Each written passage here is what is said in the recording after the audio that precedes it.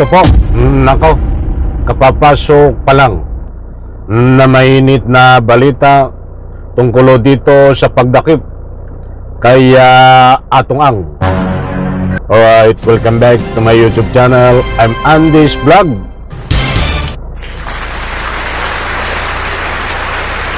Latest update tungkol dito kay Atong Ang. Nako, marami ang nag-aabang dito. Marami ang nagtatanong, ba't ito na ho ang kasagutan sa inyong maraming tanong? Ang tanong, nasaan si Atong Ang at ano ho ang latest update sa kanya? I-like muna natin ang video na ito kung nagustuhan nyo po. Please subscribe my YouTube channel. Ito, ibabahagi ko po sa inyo mga mahal kong taga-subaybay. At ito nga ho, kinumpirma ho ng bansang Cambodia. Cambodia ho ang nagkumpirma tungkol dito kay Atong Ang na humigit kumulang isang buwan na ho ito nga nagtatago sa visa ho ng arrest warrant ay pinagtataguan niya. Ay maraming arrest warrant to nito, mayroon pang susunod na arrest warrant. Bago ko po ibahagi sa inyo mga mahal kong taga-subaybay ang pagkumpirma ng bansang Cambodia tungkol dito sa kapalaran ni Atong Ang, ay gusto ko munang kunin ng inyong panig dahil patuloy ang pagtatalo-talo ng mga mahal nating netizen, basers man o hindi, sa comment section. Mayroon nagpapatalo, mayroong ayaw magpatalo. Ang malaking tanong, pinagtatalunan ho, si Atong Ang daw di umano ay biktima lamang ng pagbibintang. At marami rin nagsasabi, marami ang nagbibigay ng kanilang public opinion, Atong Ang tunay na mastermind. O sige nga, naniniwala po ba kayo na si Atong Ang mastermind dito ho sa pagkawala ng umigit kumulang 100 na sabongero? Ano man ang inyong reaksyon sa comment section, ninanyayan ko po kayong maging kabahagi ng anumang public opinion. Karapatan nyo po yan. Heto, Cambodia na ho, tinatawa ng Cambodia ho at mga pulis Cambodia na ho ang nagkumpirma tungkol dito sa tunay kung anong mayroon na usapin kay Atong Ang na nakaabot na ho sa Republika ng Pilipinas. Hindi po ito fake news, unahan ko po kayo. Kaya kung mayroon po kayong pagkakataon, huwag nyo pong kaligtaan panoorin ang vlog na ito. Naku po, ito na ang mga sagot sa inyong katanungan. Shout out po sa lahat. Kumusta po kayo? Maraming salamat po sa inyong pagsuporta dito sa aking maliit pa na YouTube channel. At ito't ibabahagi ko po sa inyo ang kabuang istorya, mga kaibigan. Charlie Atong Ang ang lumiit pa ang mundo ni Charlie Atong ang itinuturong mastermind sa missing sabongeros case. Wala raw siya sa Cambodia ayon sa Foreign Ministry. Yan ang Agelo Weekend Report ni Just Ignacio. Ayun mga kaibigan, maliwanag naman no, nasabi nga po natin kanina sa ating intro diyan na kinumpirma mismo ng bansang Cambodia na wala doon si Atong Ang, mga kaibigan. Maliwanag ko, kinumpirma ng Cambodia na wala doon si Atong Ang. Ay nasaan ngayon si Atong Ang? So hindi na po mangyayari ang pagdakip kay Atong Ang sa bansang Cambodia dahil wala po doon si Atong Ang. Yan po ang kumpirmasyon na lumabas sa balitang ito. Ang mangyayari na lamang po ngayon, kung nasa Pilipinas si Atong Ang mangyayari po ngayon ay ang pagdakip sa Pilipinas kay Atong Ang.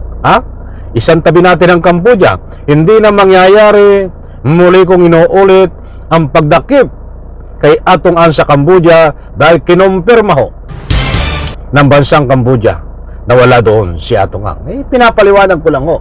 Ngayon, lumabas ang mainit na balita na nasa Pilipinas si Atong Ang, hindi pa nakakalabas ng bansa.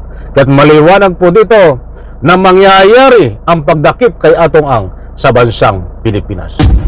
Kailan po mangyayari yun, mga kaibigan? Ito ho, pakinggan nyo po.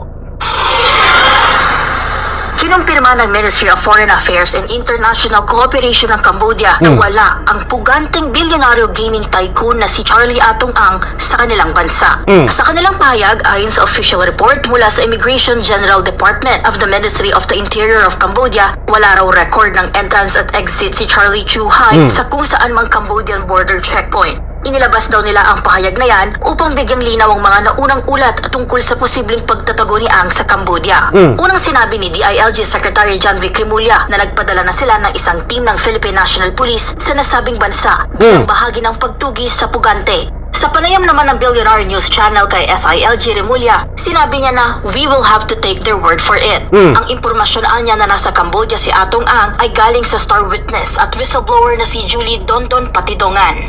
Ayan mga kaibigan, ang ating mga resibo, maliwanag ko dito sa balita na ito. Ituloy po natin.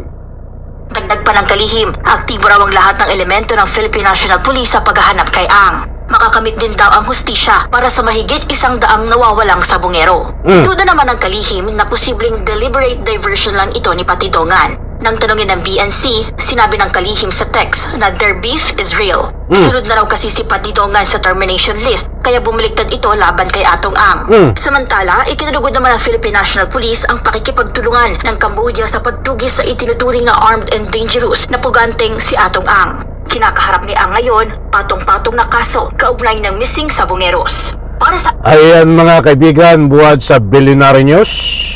At kanina ho, mayroon pong kalalabas na balita at kukulangin na tayo sa oras na galing po sa balita na isiniwalat ng DOJ.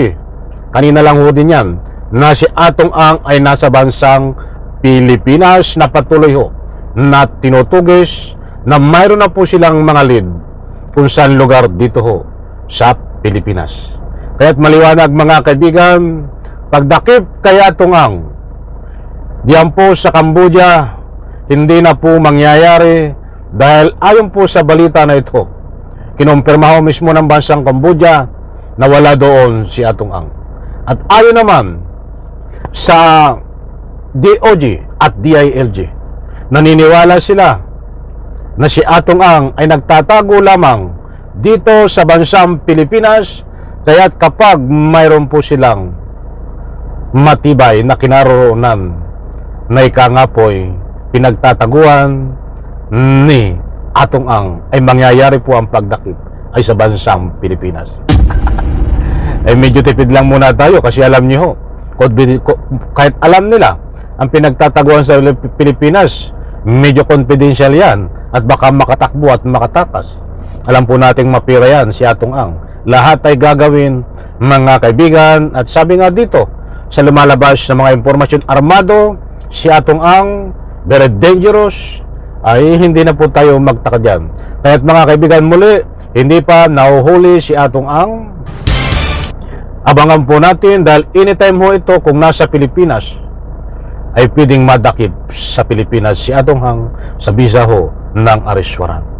Complete details muli na galing balita, latest update kay Atong Ang bukas dahil meron po tayong panibagong impormasyon. Isang like ko sa video na ito. Bye-bye. Palapakan.